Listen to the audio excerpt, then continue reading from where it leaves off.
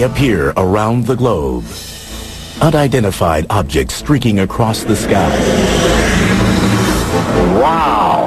Look at that! Home video cameras capture it all. But why do these supposed UFOs keep appearing in the same places? Mexico, Brazil, even United States nuclear bases. Is it a coincidence? Or are these places, these events, proof of UFO hotspots?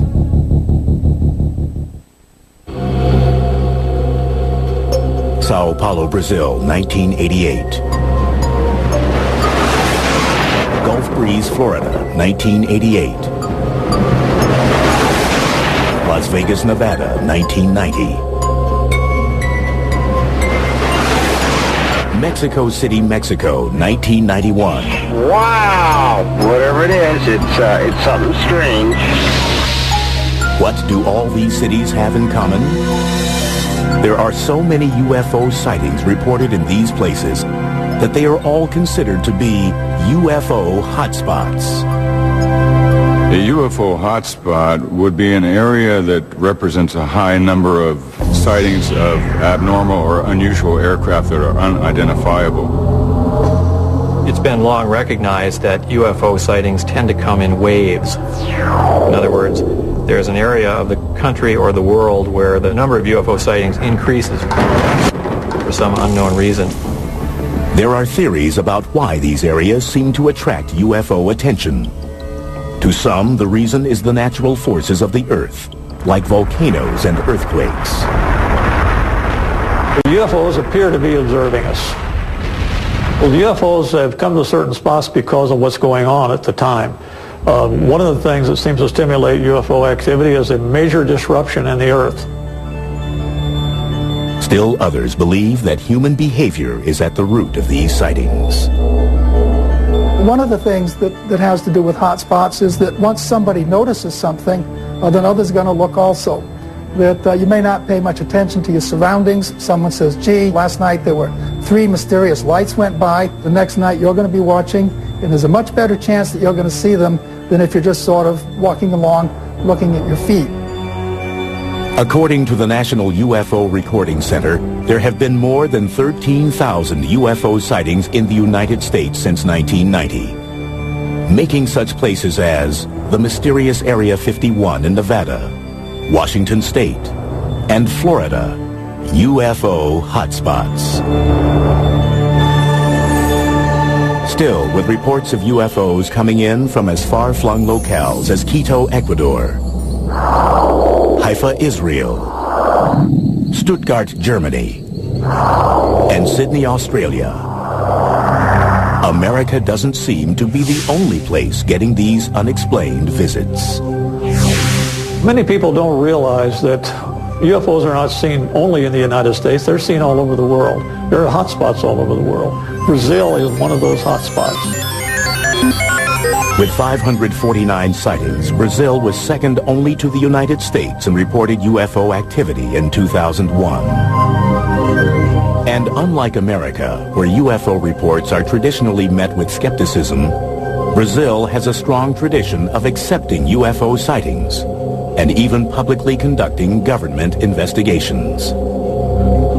Generally, South American countries are more open to this type of thing. There are other cultures that are more tolerant of people's perceptions, their emotions. They're more open to events that may be part real, part mystical, and they do not have the same strong norms, you might say, against reporting unusual or paranormal kinds of experiences. We also have to think in terms of the kinds of religions that predominate, in that if you have religions that make opportunity for saints and angels and things like that, the idea of powerful visitors from afar is, I think, much more easy to accept.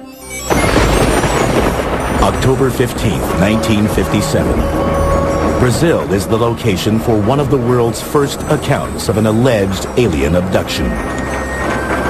Antonio Villas-Boas was a young man. He was driving a tractor in a field. He claimed he saw an object come down out of the sky and land nearby. He was greeted by aliens taken on board, washed off with some kind of a substance that smelled very badly to him. He made him vomit, and he later thought maybe that might have been something like a disinfectant or the like. While he was in this enclosure, a female alien type came in and had sex with him.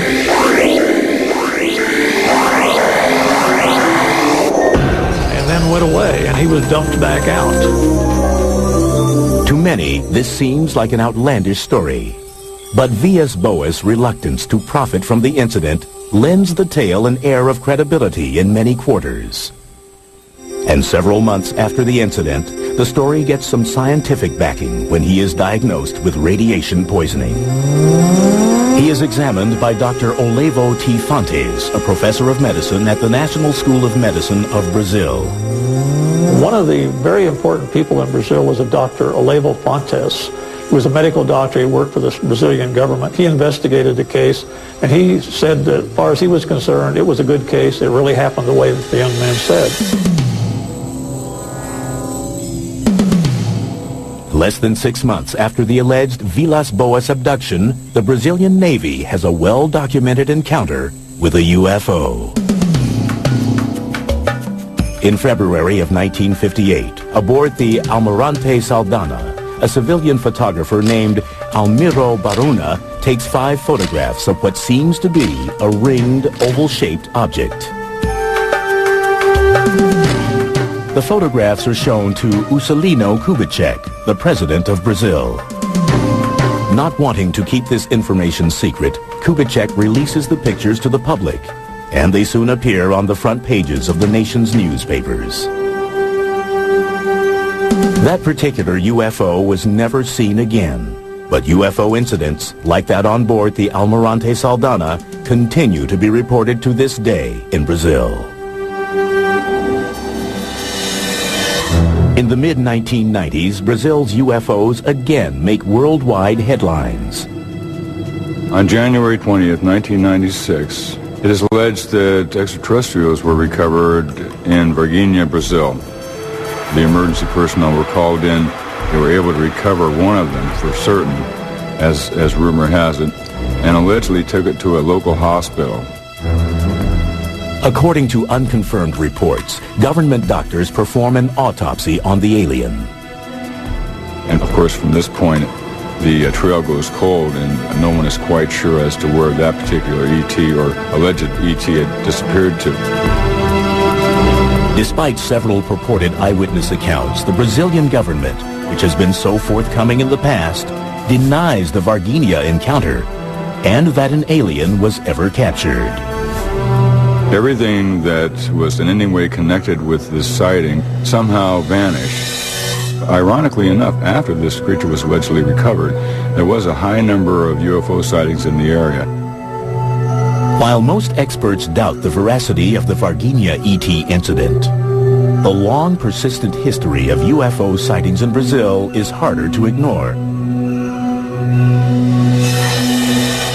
One curious theory proposes that the ongoing destruction of the Amazon rainforest may be attracting extraterrestrial attention. If you were to look at Brazil from space,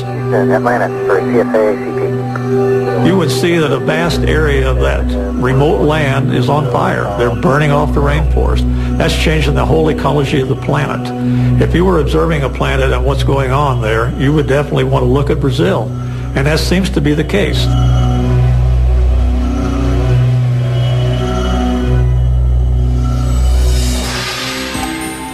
Coming up, in Mexico, mysterious images caught on tape during a solar eclipse seem to suggest that the world's sacred sites may be UFO hotspots.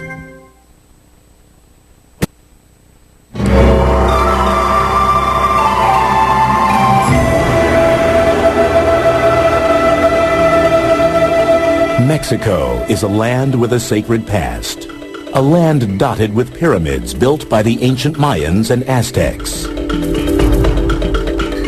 Monuments to the gods still standing hundreds of years after their makers are gone.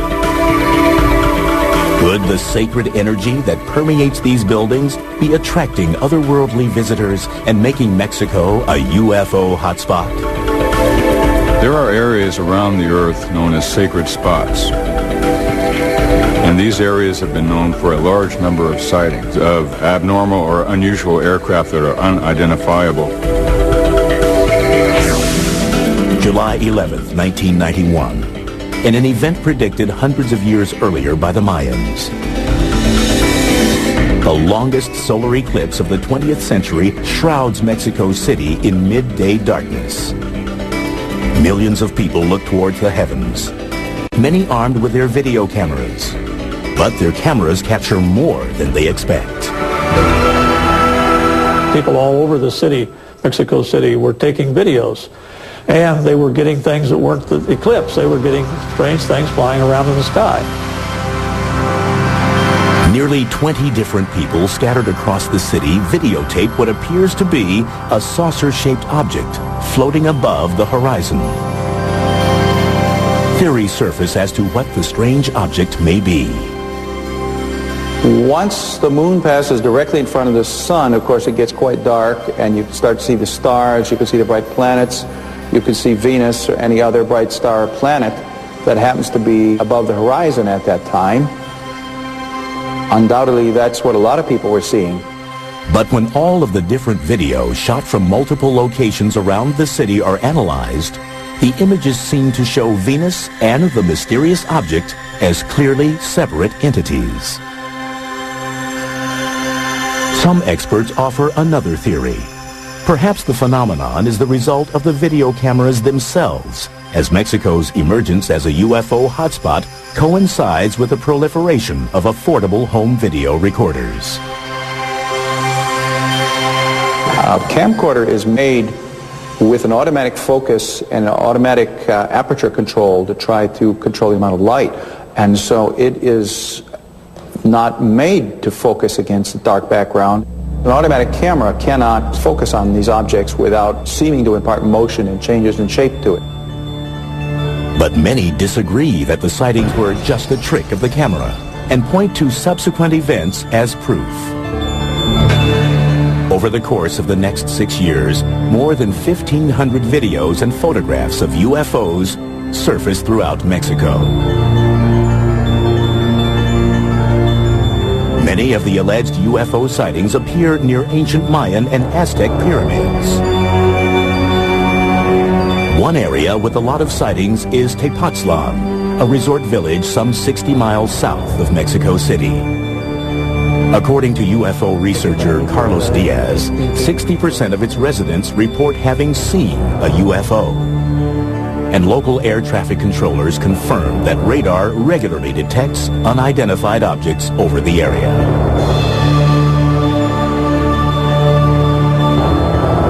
Tepoztlan is chiefly known for its ruins of a 14th century Aztec pyramid.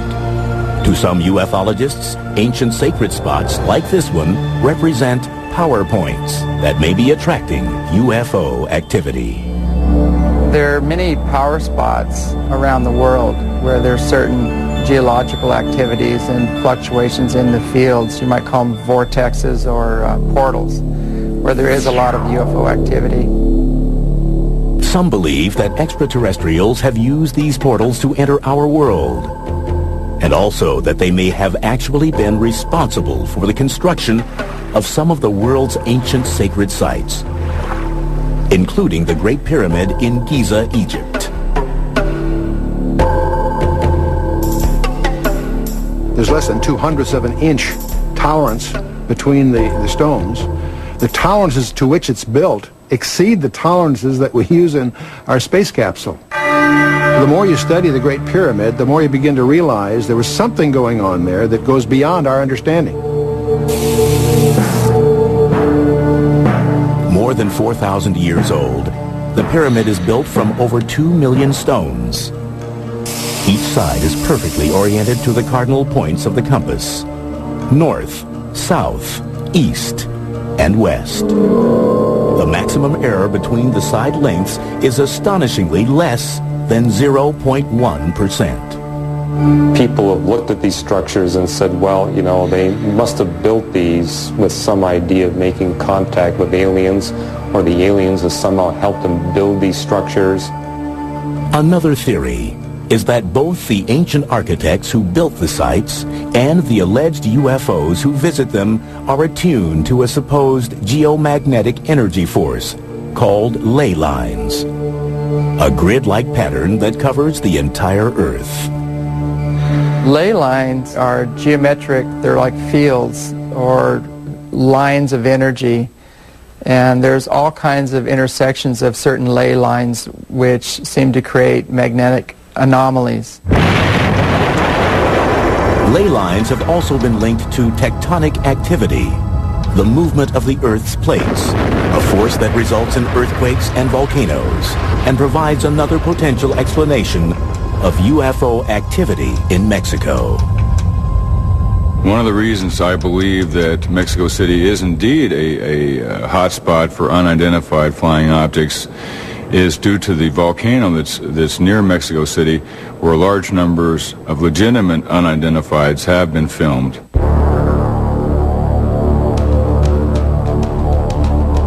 UFOs have frequently been reported near Popocatépetl, Mexico's Smoking Mountain. They've been keeping a camera on that mountain ever since it started erupting, and they've been finding in those pictures very clear disc-shaped objects. Now, some people have tried to explain them as rocks that are blasted out of the volcano, and they take an aerodynamic flight path and look like there's something flying when they're not. That's pretty hard to believe when you see the direction they actually go. They come down and toward the mountain rather than going up from the mountain. Why would UFOs hover over volcanoes? One theory proposes that high levels of hydronium ion, also called H3O, are typically found in places with increased geological activity, like volcanoes.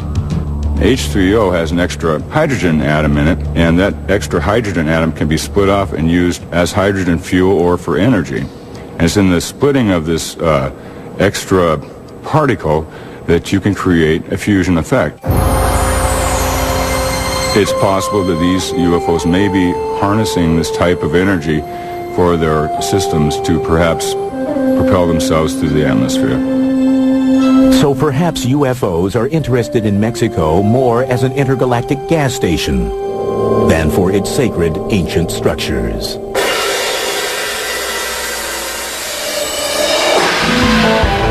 Coming up next, 10 of America's nuclear missiles suddenly shut down as a glowing disk hovers above Malmstrom Air Force Base.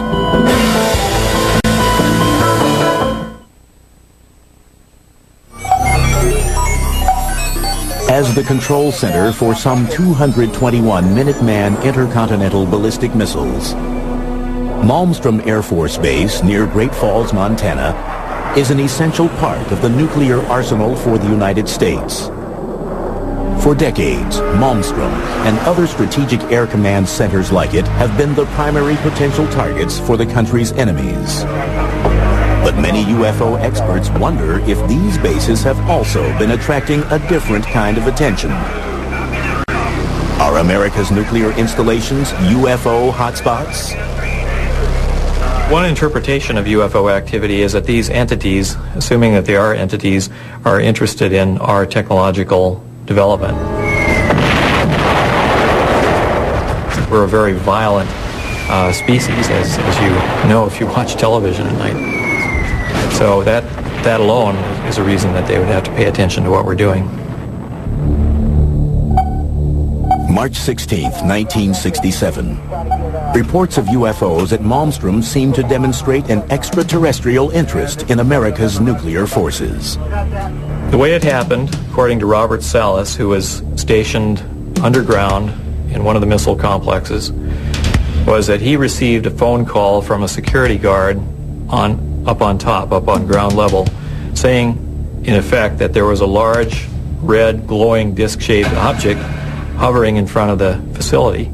And the guards were extremely frightened about this, as you can imagine. He kind of laughed and sort of said, you know, back off. security guard called a second time, saying, even more panicky, that the UFO was now hovering right outside the gate and was very close. They were observing the status board in the launch complex, and they noticed that the missiles started going offline. Clunk, clunk, clunk, clunk, clunk. 10 of the missiles, one at a time, just boom, boom, boom, boom, shut down. The missiles quit functioning. So we were really out of business as a nuclear deterrent at that time. The incident at Malmstrom is neither the first nor the last time that the security of the United States nuclear sites is supposedly compromised by a UFO incursion. This supposed trend in UFO activity is noticed as early as 1952 by Captain Edward Ruppelt, the first chief of Project Blue Book, the Air Force's official investigation of UFO reports. Ruppelt discovers what he calls an ominous correlation between UFO sightings and the locations of the nation's nuclear facilities. If you're in the military and someone is displaying an interest in your strategic capabilities, it's an alarming situation. It raises national security questions. A lot of investigation went on to determine what could happen. The Boeing company that was responsible for some of the equipment was involved. The U.S. government was involved in investigations. The actual reason for so many missiles going down simultaneously was a big puzzle. They found absolutely that an EMP, an electromagnetic pulse, may have fried the electronic workings in the missiles. However, there was no attempt whatsoever to relate the EMP, the pulse, to the presence of a UFO outside. In fact, the presence of the UFO out on the perimeter was dismissed as hearsay. We have no hard evidence that there really were any UFOs there. Nobody got any clear photographs or videos or anything like that. We just have somebody's perception that they went out and they saw a light in the sky. But the source of the EMP, a radiation wave that disturbs the function of electronic equipment, remains undetermined. And the government has never explained why so many missiles malfunctioned at the same time. It's important to bear in mind that these missiles are designed to be independent systems.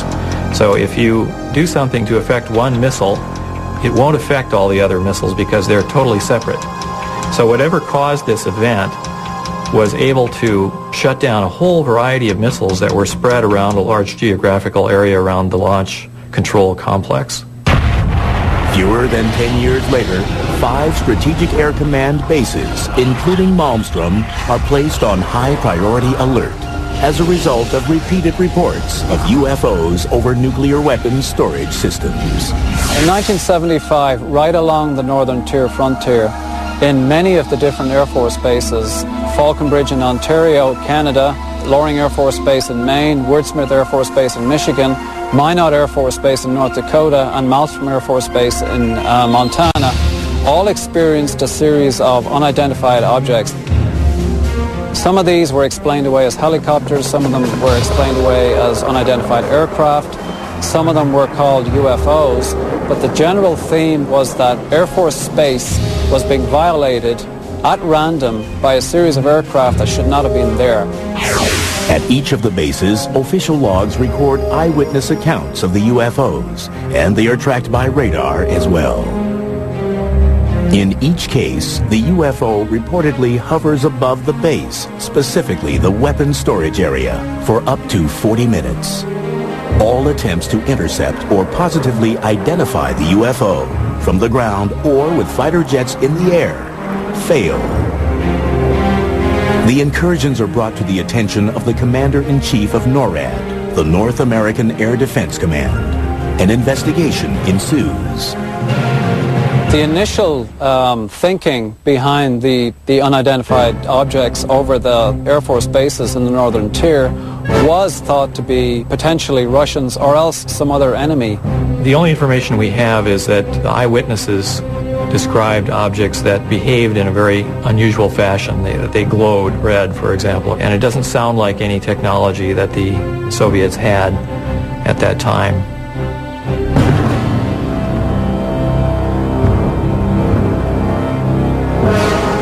Another theory is that the UFO incursions were a type of readiness self-test to check the security of the bases in the event of an attack.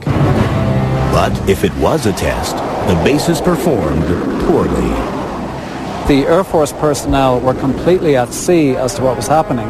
They were actually calling the law enforcement people in Great Falls, Montana for help because unidentified aircraft were buzzing them in missile-controlled silos.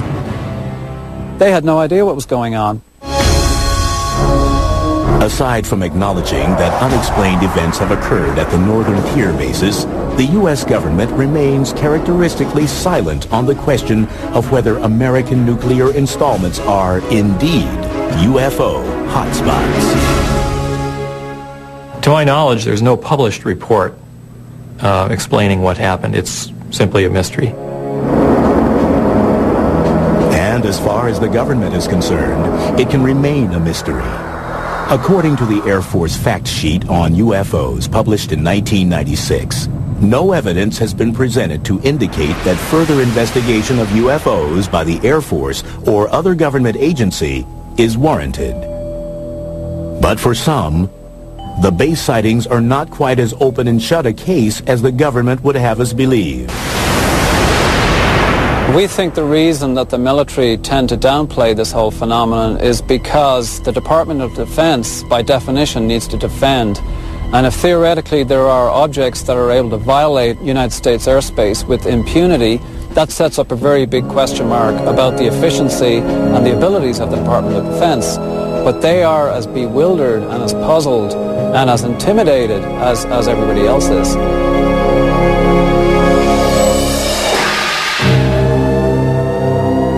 Coming up, amazing photographs and multiple sightings in Gulf Breeze, Florida divide the UFO community. Is it a hotspot or an elaborate hoax?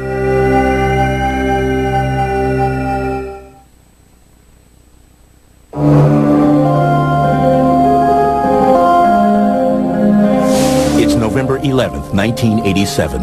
And Ed Walters, a building contractor in Gulf Breeze, Florida, is about to experience the UFO phenomenon firsthand.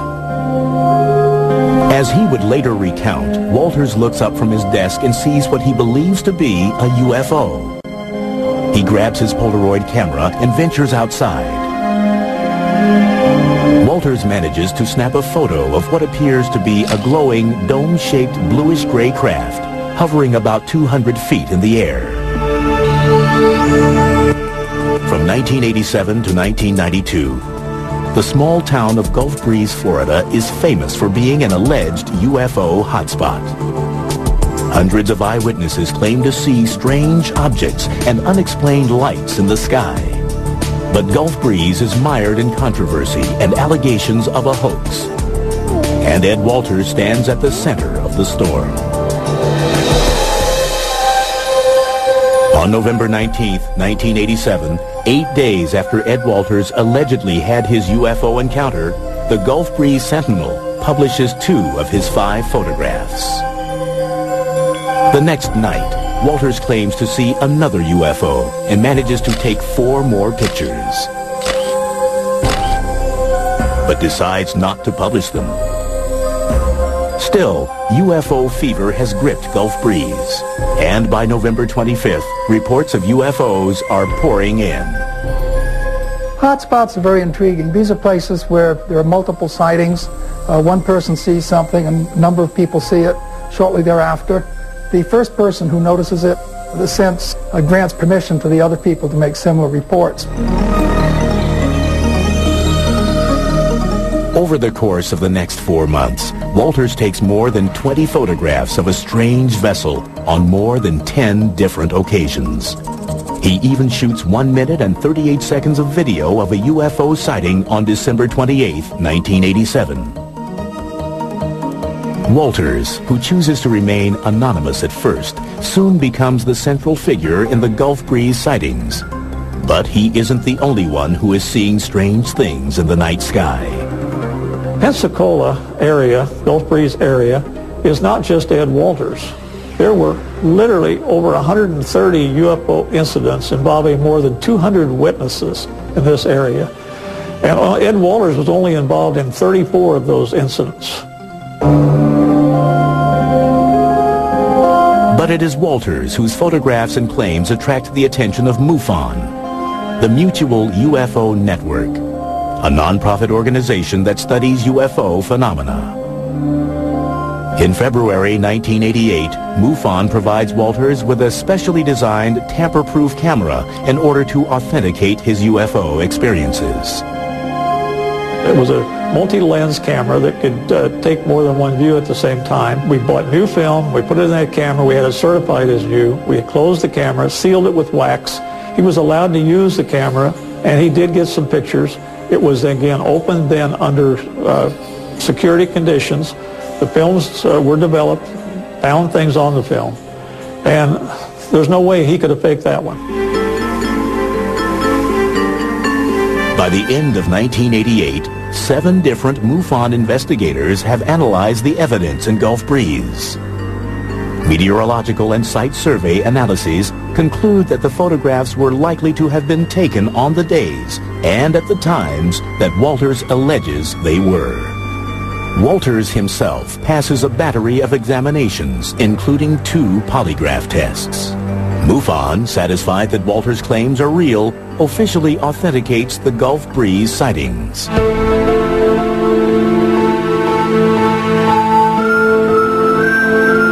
But in 1990, new doubts surface regarding the Ed Walters case. First, a model that resembles the UFO in Walters' photographs is found in the attic of his former residence in Gulf Breeze. Then, in July of that year, a teenager named Tommy Smith alleges that he witnessed Ed Walters faking the UFO photos. MUFON begins an investigation on a skeptical stance. Just like any private investigation or any police investigation, we go about it the same way. And like in any crime case, if more evidence comes along, we'll reopen a case. And we did reopen the case in Gulf Breeze because of Tommy Smith's allegation that Ed Walters had hoaxed it.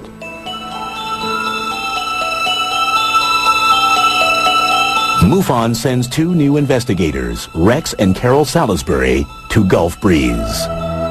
The Salisbury's findings indicate that Ed Walters doctored the photographs, particularly one called Photo 19, that shows the reflection of a UFO on the surface of a road. The Salisburys believe that the photo was most likely made by using a small model and double exposure. But their conclusions are rejected by MUFON. They believed that the other sightings at Gulf Breeze were real. They stated that in their reports. They just didn't believe Ed Walters. Basically, MUFON fired them and sent somebody else in to authenticate, quote-unquote, the sighting.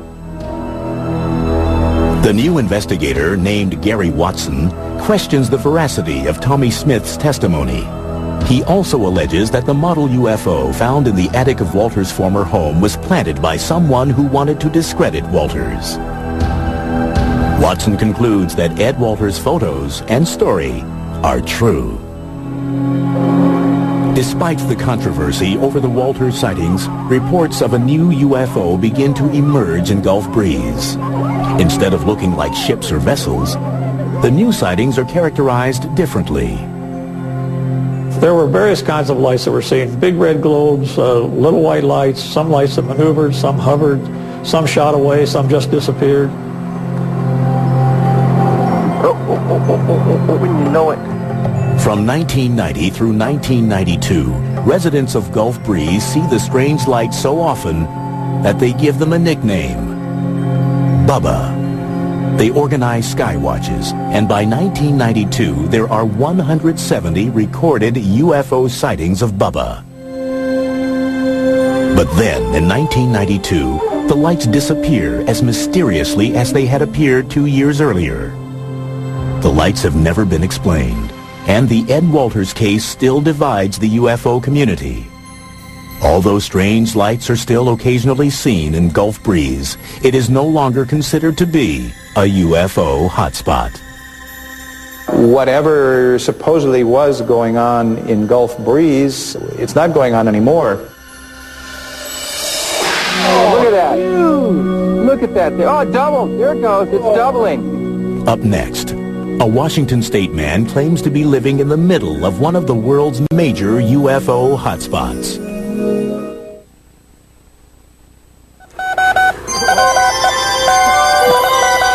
Winter 2002. Deep in the Mojave Desert, an alleged UFO hotspot, a flashing light beams a hopeful Morse-coded message to the stars. Hello, we are peaceful.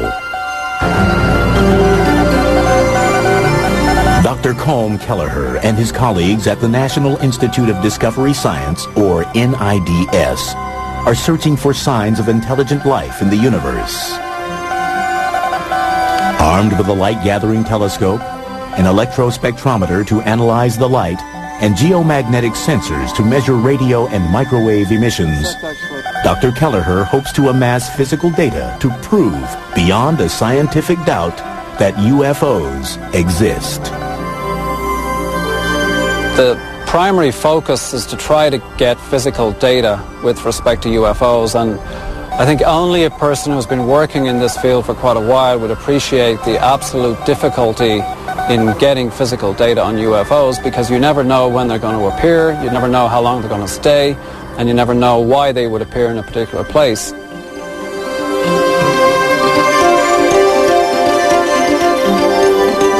NIDS operates a 24-hour hotline for UFO sightings. And although 95% of the accounts turn out to be IFOs, identified flying objects, like airplanes or weather balloons, there is still the 5% that defies explanation. And that 5% is what interests Dr. Kelleher. If we got a series of reports, say in the last 5 or 6 months or even a year, from the same area, same location, different eyewitnesses that appeared to corroborate, we would take those reports seriously. And one alleged hotspot that is raising some serious questions in the UFO community is the Yakima Mount Adams area in southeastern Washington state. The Yakima Indian Reservation in Washington has the appearances of being a UFO hotspot for many years. UFOs have been reported from the fire towers, from rangers, from people camping, that sort of thing, over and over and over. James Gilliland is the owner of the Sattva Sanctuary, a UFO-friendly spiritual retreat located nearby. He claims the whole area is rife with UFO activity. The sanctuary here is located right at the base of Mount Adams, next to the Yakima Reservation, and it has over a 100-year history of recorded UFO activity. Well, I'd say this is probably one of the major hotspots in the world right now, because it's almost nightly that we see at least 1 or 2, if not 15 to 25 UFOs flying in the area. Gilliland and fellow seekers gather regularly in the summer months for sky watches. They play music and meditate and wait patiently for UFOs to appear.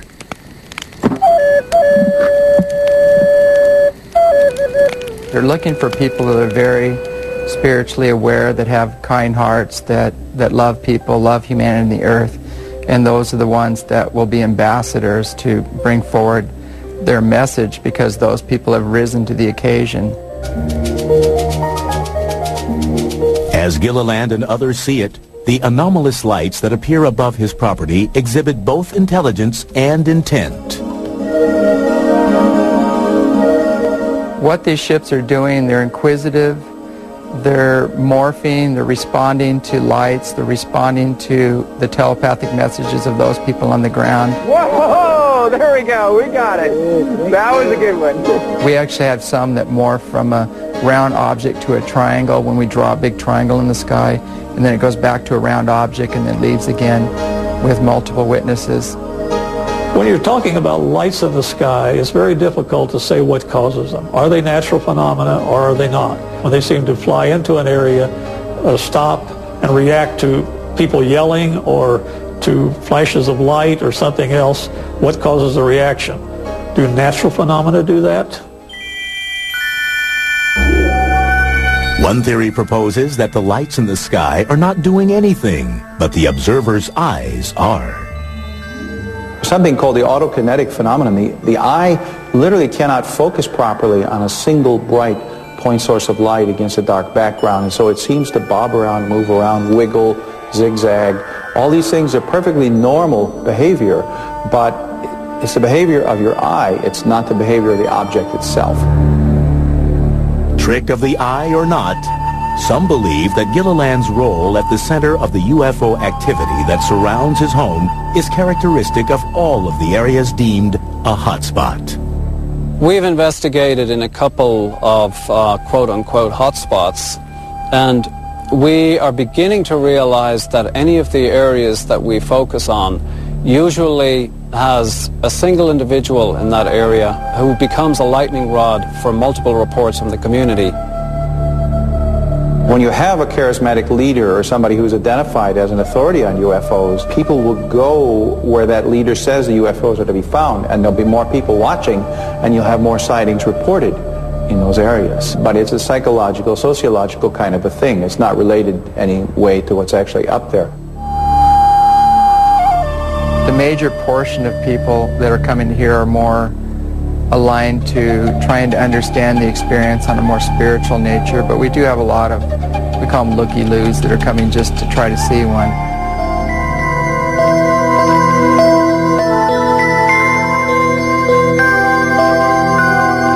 That there are strange, often inexplicable phenomena in the night sky is undeniable.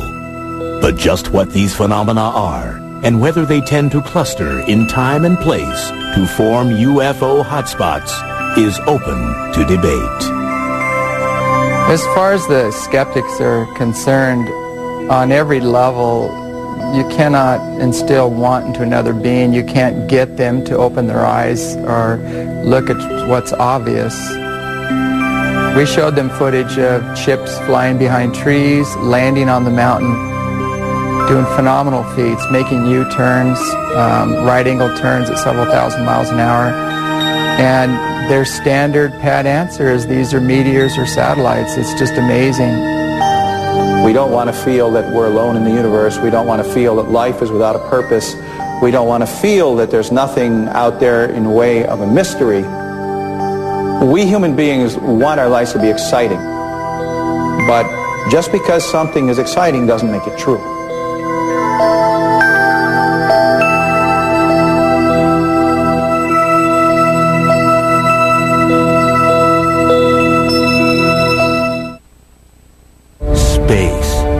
Final frontier. Will we ever colonize it like we do in the movies? What are the dangers that lie in wait for us? Join us for an entire weekend as we separate science fiction from science fact. Final Frontier Weekend. Tonight at 8 p.m. as only the History Channel can bring you.